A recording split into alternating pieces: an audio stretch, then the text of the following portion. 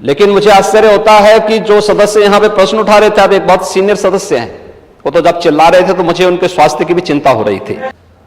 वह blood trip नहीं था, उसको प्लेटलेट्स कहते हैं। और यही नहीं, मुख्यमंत्री राहत कोष से हम चेहरा देख करके पैसा नहीं देते हैं। कोई भी व्यक्ति जो भी आवेदन करता है, कोई भी पीड़ित हो, उसकी जाति, उसका मत, उसका मजहब नहीं देखा जाता है। हो सकता है कि काफी दिन हो गए मंत्री पद से हटे हुए, तो आप भूल गए होंगे, तो आपके संज्ञान में लाने के लिए हमने दिया था।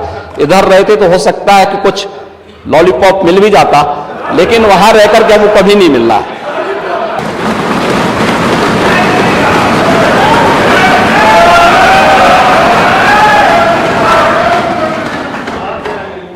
जैसा प्रश्न होगा वैसे ही उत्तर भी आ रहा है।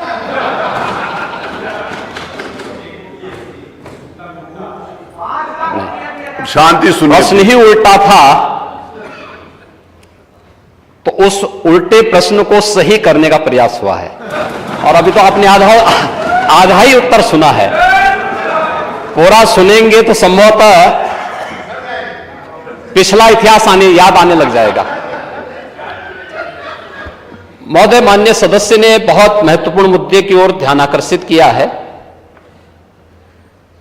और सरकार इसको लेकर के पहले से ही अवेयर थी। अंतर विभागीय समन्वय से संचारी रोग नियंत्रण के लिए, आपने केवल डेंगू की बात की है, जब वेक्टर बॉर्न डिजीज की हम बात करते हैं तो केवल डेंगू उसमें नहीं आता है। वर्मा जी, आप तो चिकित्सा शिक्षा के मंत्री रहे हैं ना, तो केवल डेंगू नहीं आता उसमें, मलेरिया भी है, चिकनगुनिया भी है, कालाजार भी है। इन सभी से संबंधित वेक्टर बॉर्न डिजीज हो या फिर वाटर बॉर्न, जल जनित हो या फिर विषाणु जनित कोई भी बीमारी हो, इनके उपचार के लिए सरकार के स्तर पर एक समन्वित प्रयास किया गया है। और उस समन्वित प्रयास को ही हम लोगों ने संचारी रोग नियंत्रण का एक विशेष अभियान, वर्ष में 3 बार चलता है ये कार्यक्रम, जिसमें पहले 15 दिन संचारी रोग के लिए अवेयरनेस के साथ साथ अंतर विभागीय समन्वय से स्वास्थ्य विभाग नोडल विभाग होने के नाते सभी अन्य विभागों के साथ समन्वय के माध्यम से इन कार्यक्रमों को नियंत्रित करता है। इसके बाद डोर टू डोर जाकर के दस्तक अभियान के माध्यम से कहीं भी कोई व्यक्ति जो बुखार से पीड़ित है, उस व्यक्ति को नजदीक के स्वास्थ्य केंद्र में उपचार की सुविधा दिलाने की व्यवस्था करना।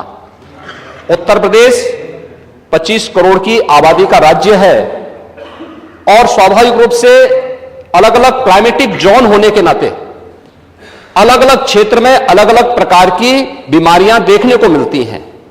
जैसे आप ईस्टर्न यूपी से चलकर के नेपाल की तराई से लेकर के सहारनपुर तक देखेंगे तो इंसेफ्लाइटिस से पूरा क्षेत्र प्रभावित था। अगर आप बरेली और बदायूं और उसके आसपास के क्षेत्र को देखेंगे तो ये क्षेत्र मलेरिया से ज्यादा संक्रमित रहता था। वाराणसी से लेकर के प्रयागराज, लखनऊ, कानपुर होते हुए अगर आप फिरोजाबाद, आगरा तक पहुंचेंगे तो ये पूरा क्षेत्र डेंगू से प्रभावित है। अगर बुंदेलखंड क्षेत्र में अगर आप देखेंगे तो ये क्षेत्र चिकनगुनिया से प्रभावित है। बिहार से सटे हुए जो हमारी सीमाएं हैं वहां पे हम देखेंगे तो कालाजार इन क्षेत्रों में ज्यादा प्रभावी रूप में देखने को मिलता था। और सरकार के द्वारा जो समन्वित प्रयास किया गया है, आपने केवल डेंगू की चर्चा की, बीमारी डेंगू पूरी तरह नियंत्रण में है और सरकार के द्वारा समय पर उठाए गए कदमों का परिणाम था। ये एक प्रकार का फ्लू हो गया है, फ्लू है, आता है, इसका एक अपना एक साइकिल इसका होता है। लेकिन मुझे आश्चर्य होता है कि जो सदस्य यहां पे प्रश्न उठा रहे थे, आप एक बहुत सीनियर सदस्य हैं, वो तो जब चिल्ला रहे थे तो मुझे उनके स्वास्थ्य की भी चिंता हो रही थी, रविदास मल्होत्रा जी की। उसको आपने जो बात कही है वह ब्लड ट्रिप नहीं था, उसको प्लेटलेट्स कहते हैं, ठीक है ना, प्लेटलेट्स कहते हैं। और वह पर्याप्त मात्रा में हर जनपद में आज के दिन पे उपलब्ध है। ब्लड सेपरेटर यूनिट, पहले होता क्या था कि हम होल ब्लड चढ़ाते थे, हर एक पेशेंट पे हॉट ब्लड की आवश्यकता नहीं, खासतौर पर वायरल जनित जो ये बीमारियां होती हैं जिसमें डेंगू है या बहुत सारे ऐसे वायरस आते हैं जो प्लेटलेट्स काउंट को कम करती हैं, उन स्थितियों में प्लेटलेट्स की अतिरिक्त आपूर्ति के लिए उस व्यक्ति को उसको बाहर से चढ़ानी पड़ती है।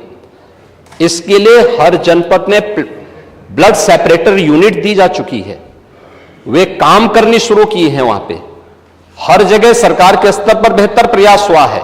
और जहां तक नेता प्रतिपक्ष के द्वारा यह कहा जाना कि साहब प्राइवेट हॉस्पिटल में, याद रखना डबल इंजन की सरकार है, ये केवल बोलती नहीं करके दिखाती भी है।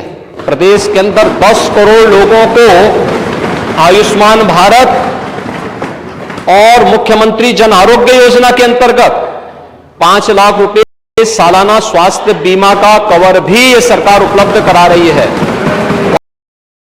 और किसी भी पैनल्ड हॉस्पिटल में, वह सरकारी हो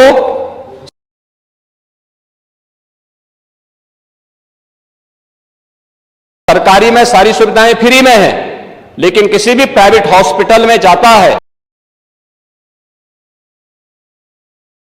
तो वहां वे सुविधाएं मिल रही हैं। और ये पूरा सदन गवाह है कि हर माननीय सदस्य को इस सदन के द्वारा अपनी निधि से ही 25 लाख रुपए सालाना देने का अधिकार दिया गया है। और यही नहीं, मुख्यमंत्री राहत कोष से हम चेहरा देख करके पैसा नहीं देते हैं। कोई भी व्यक्ति जो भी आवेदन करता है, कोई भी पीड़ित हो, उसकी जाति, उसका मत, उसका मजहब नहीं देखा जाता है, बल्कि वो पीड़ित राज्य का नागरिक है। उसको प्रदेश में, देश में या दुनिया में जहां कहीं अच्छी स्वास्थ्य की सुविधा मिलती है, और सुविधा के लिए मुख्यमंत्री राहत कोष से भी हम पैसा देने में कोई कोताही, तमाम मान्य सदस्य विपक्ष में बैठे हुए हैं, वो हर व्यक्ति इस बात को कह सकता है। उनके प्रस्ताव आते हैं बिना किसी भेदभाव के, हमने उसके लिए भी धनराशि उपलब्ध कराई है। आयुष्मान भारत और मुख्यमंत्री जन आरोग्य योजना भी है। हम आभारी हैं आदरणीय प्रधानमंत्री जी के, जिन्होंने आयुष्मान भारत जैसी योजना दी, जिसमें हर गरीब से गरीब व्यक्ति भी आज अपना उपचार किसी भी अच्छे कॉर्पोरेट हॉस्पिटल में भी करा सकता है, और देश में भी करा सकता है, दुनिया में भी कहीं करा सकता है। हर वर्ष की सुविधा उसको मिली है। मुख्यमंत्री जन आरोग्य योजना की सुविधा भी उसे दी गई है। इसके अलावा माननीय विधायकों को भी 25 लाख रुपए तक खर्च करने का अधिकार दिया गया है। और इसके साथ ही मुख्यमंत्री राहत कोष भी उसके लिए उपलब्ध है। इसलिए समस्या केवल इस बात की नहीं कि हम समस्या के समाधान की ओर जाएं, समस्या केवल हर मुद्दे का राजनीतिकरण करके समाज में अव्यवस्था पैदा करना, लोगों में असंतोष पैदा करने का जो कुत्सित प्रयास किया जाता है, वो तो कोरोना कालखंड में भी लोगों ने देख लिया था, जब आप लोग बहका रहे थे लोगों को कि वैक्सीन मत लगाना, ये मोदी वैक्सीन है, और लोगों को गुमराह कर रहे थे। परिणाम क्या है? मोदी जी के शासनकाल में, उनके मार्गदर्शन में हमारे वैज्ञानिकों के द्वारा बनाई गई दोनों वैक्सीन दुनिया की सबसे प्रभावी वैक्सीन है। दुनिया के अंदर तमाम देशों में कोरोना महामारी के मामले बढ़ते हुए दिखाई दे रहे हैं। भारत में कोरोना कंट्रोल है और उत्तर प्रदेश में भी पूरी तरह नियंत्रण में है, कहीं कोई समस्या नहीं है। सरकार आपके द्वारा उठाए गए मुद्दों पर पूरी तरह सतर्क है, और अब तो इसके मामले वैसे भी समाप्ति की ओर है। बरसात के समय जल जमाव वाले क्षेत्रों में, अन्य क्षेत्रों में इस प्रकार की बातें देखने को मिलती हैं। और ये केवल डेंगू के मामले नहीं होते, इंसेफ्लाइटिस के भी मामले होते हैं, मलेरिया भी होता है, कालाजार भी होता है, चिकनगुनिया भी होता है।